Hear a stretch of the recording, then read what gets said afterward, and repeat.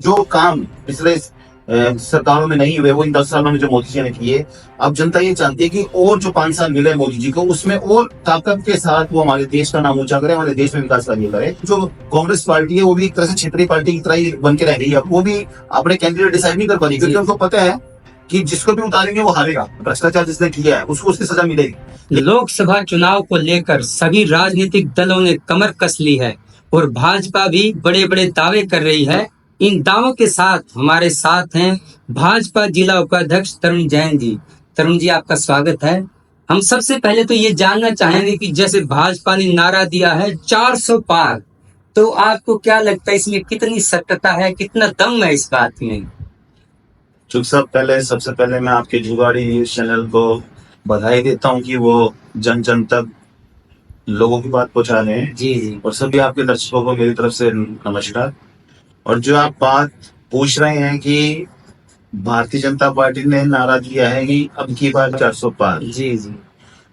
आप जब इतिहास में पीछे जाएंगे 2014 में जब मोदी जी का पहला इलेक्शन था, तब कई सालों के बाद वो पूर्ण बहुमत की सरकार बनी है केंद्र के अंदर। 2019 में फिर पूर्ण बहुमत की सरकार बनी केंद्र के अंदर। अब 2024 में जो हिंदुस्तान की जनता है पूर्ण बहुमत की सरकार देने जा रही है तीसरी बार। और वो अब की बार पूर्ण बहुमत की सरकार नहीं देने जा रही, बल्कि वो अब की बार इतनी बड़ी मेजोरिटी देने जा रही है। जो काम पिछले सरकारों में नहीं हुए वो इन 10 सालों में जो मोदी जी ने किए। अब जनता ये चाहती है कि और जो 5 साल मिले मोदी जी को उसमें और ताकत के साथ वो हमारे देश का नाम ऊंचा करे, हमारे देश में विकास कार्य करे। इसलिए मैं आपको इस बात की गारंटी देता हूँ कि अब की बारी हमारी पार्टी 400 पार जा रही है। यानी प्रचंड बहुमत मिलने की पूरी उम्मीद है। उम्मीद नहीं है, पूरी हमारे को गारंटी है इस बात की कि हम 400 के पार सीटें जीत रहे हैं। जैसे अभी राम मंदिर बना है कई वर्षों के बाद, तो आपको लगता है कि चुनाव में इसका कोई फायदा मिलेगा, लोगों का यह रुझान होगा इस तरह से?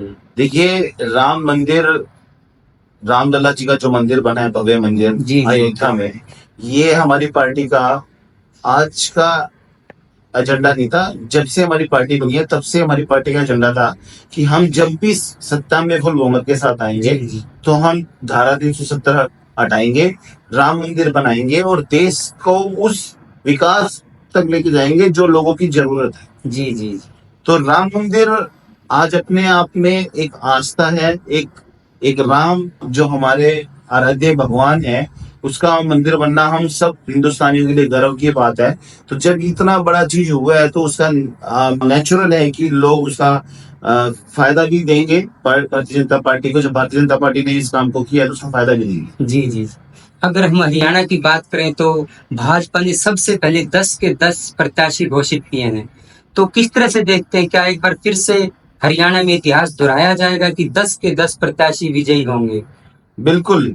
आप ये देखिए ना कि जो दूसरी पार्टियां हैं वो इस बात को लेके आज तक कंफ्यूजन में हैं। अब नवरात्रे चल रहे हैं, वो पिछले 15 दिनों से इसी बात को लेके गुमराह कर रही है जनता को, हरियाणा की जनता को, कि हम अगले हफ्ते हमारी लिस्ट आ जाएगी, हमारी अगले हफ्ते लिस्ट आ जाएगी। जितनी भी पार्टी है, जी जी, जो क्षेत्रीय पार्टी है वो भी ऐसे ही कर रही है, और जो कांग्रेस पार्टी है वो भी एक तरह से क्षेत्रीय पार्टी की तरह ही बन के रह गई है। वो भी अपने कैंडिडेट डिसाइड नहीं कर पा रही, क्योंकि उनको पता है कि जिसको भी उतारेंगे वो हारेगा। जी जी। तो इसलिए 10 की 10 इतिहास दोहराने जा रहे हैं हम। 10 की 10 लोकसभा जीतेंगे और 10 की 10 सीटों पे प्रचंड बहुमत के साथ हम मोदी जी का हाथ मजबूत करेंगे। जैसे कि ये चर्चा है, खासकर विपक्षी दल कहते हैं कि जैसे हिसार से रणजीत चौटाला जी को उतारा गया है, तो दिल्ली दरबार में कहीं ना कहीं उनके प्रति नाराजगी है काफी लोगों की कि उनकी जगह कोई और प्रत्याशी होना चाहिए था। नाराजगी किस बात की है? जैसे कई दावेदार रहे हैं इस सीट के लिए। दावेदार हमेशा हर पार्टी में हर सीट के ऊपर कई दावेदार होते हैं। जी जी। कोई भी ऐसी पार्टी नहीं है जहां पर उस पार्टी के अंदर एक विधानसभा का एक ही दावेदार हो या एक लोकसभा का एक ही दावेदार हो। हर पार्टियों में बहुत सारे दावेदार होते हैं। जी जी। अब जो उन सब चीजों में सर्वे होता है, बहुत सारी चीजें निकल के आती है, तब पार्टी कहीं ना कहीं अपना कैंडिडेट उतारती है। तो रणजीत चौटाला जी बड़े सुलझे हुए इंसान हैं। उन्होंने 4.5 साल भारतीय जनता पार्टी के साथ काम किया है, वो भारतीय जनता पार्टी की कार्यशैली को बड़े अच्छे से समझते हैं, इसलिए उनको टिकट देके मैदान में उतारा गया है। अभी नवीन जिंदल और सावित्री जिंदल जैसे भाजपा में शामिल हुए हैं, जी तो आपको लगता है इससे कोई बड़ा फायदा होने वाला है भाजपा को? देखिए, कोई भी जब पॉलिटिकल परिवार और उद्योगपति परिवार जब किसी के साथ जुड़ता है जी तो उसका फायदा मिलता ही होता है।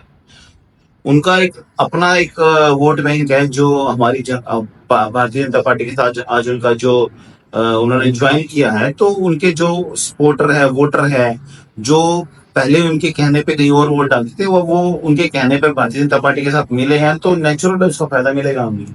तरुण जी, जैसे जजपा के साथ गठबंधन रहा लगभग 4.5 साल, अब अलग अलग हो गए हैं, तो इसका कोई प्रभाव दिखेगा इन चुनावों में, हरियाणा लोकसभा में? देखिए, वो गठबंधन नहीं था 4.5 साल, वो हरियाणा की जनता ने मैंडेट ऐसा दिया था कि सरकार बनाने के लिए 46 विधायक चाहिए हो गए जी जी। और 10 विधायक जेजेपी जीत के आएगी, 40 विधायक हमारी पार्टी के जीते थे।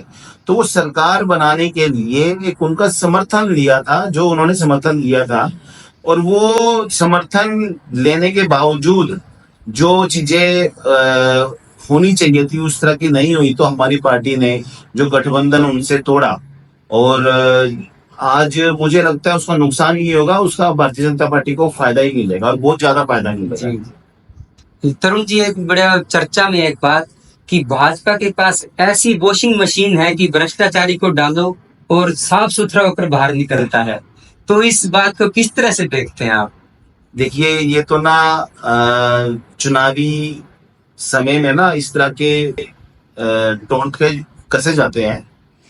मैं तो एक बात सोचता हूँ कि जब आदमी गंगा मैया में स्नान करने जाता है कि मैं पाप धोने जा रहा हूँ अपने, और वो इस बात को लेके संतुष्टि होती है कि मैं गंगा मैया में डुबकी लगा के आया हूँ, तो कहीं ना कहीं मैं धर्म और पुण्य कमा के आया हूँ। जी जी।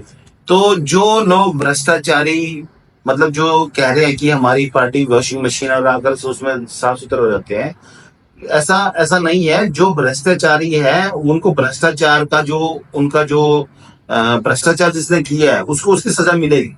लेकिन कोई पार्टी में आता है, ये एक राजनीतिक सिस्टम होता है, कोई पार्टी छोड़ रहा है, कोई आ रहा है, ये सिस्टम होता है। कोई भारतीय जनता पार्टी में आता है तो उसका मतलब ये नहीं है कि वो अगर पीछे से अगर भ्रष्टाचारी है और हमारी पार्टी में आ गया तो भ्रष्टाचारी नहीं रहेगा, ऐसा कुछ नहीं है। ये सिर्फ विपक्ष की फैलाई भ्रांतियां है। हमारी पार्टी में आने के बाद उसको ठीक है मान सम्मान देते हैं, लेकिन उसके ऊपर जो केस चल रहे हैं, जो है वो सब चीजें, वो जो एजेंसीज अपना काम कर रही है, वो अगर वो आरोपी होंगे, उनके ऊपर भ्रष्टाचार सिद्ध होएगा तो उनको सजा भी मिलेगी। तरुण जी, जैसे अभी बहुत सारे युवा नए वोटर बने हैं, तो आप कोई इनको संदेश देना चाहेंगे कि ताकि अधिक से अधिक मतदान हो? देखिए, मैं जो नए वोटर जो अपना वोट का अपनी फर्स्ट टाइम मतदान का यूज करेंगे, काफी युवा आ रहे हैं, काफी हजारों की संख्या में नए वोट बने हैं, मैं तो यही कहना चाहूंगा उन युवाओं से कि अपने खुद के भविष्य के लिए और हमारे देश के भविष्य के लिए भारतीय जनता पार्टी को वोट दें, और वो वोट देते वक्त इस बात का देखें कि 10 साल में भारतीय जनता पार्टी ने और नरेंद्र मोदी जी ने क्या किया है। एजुकेशन सिस्टम में कितना बदलाव लाया है, इंफ्रास्ट्रक्चर में कितना बदलाव लाया है, हमारे देश के अंदर जो तरक्की हो रही है उसमें कितना बदलाव आया है। आज हमारे देश से बाहर कितने सारे कंट्रीज है, उनके अंदर हमारे देश के प्रति क्या सोच पैदा हुई है, उन सब चीजों को देखते हुए वो अपना वोट दें और मोदी जी को वोट दें और अपने खुद के भविष्य को सेव करें। तरुण जैन जी ने बड़ी बेबाक राय रखी और खासकर मतदान के लिए आह्वान किया है, तो इन्हीं बातों के साथ जुड़े रहिए जुगाड़ इन न्यूज के साथ।